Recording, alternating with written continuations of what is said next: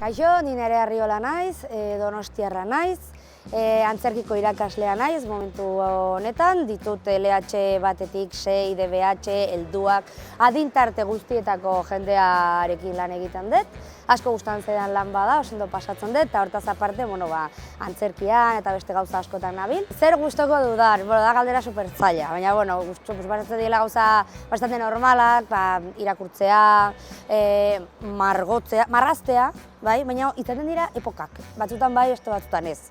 Baina hola zerbait gustatzen zaidan egitea da antzerkia ikustera jutea.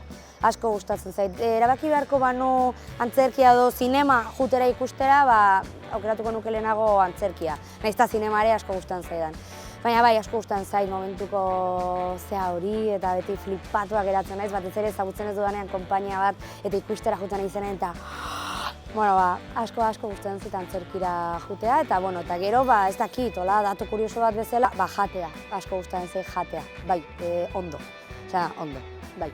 Ez eta asko egiten zen noski ezin da egin, baina menudo gustazion horietako bat, hori.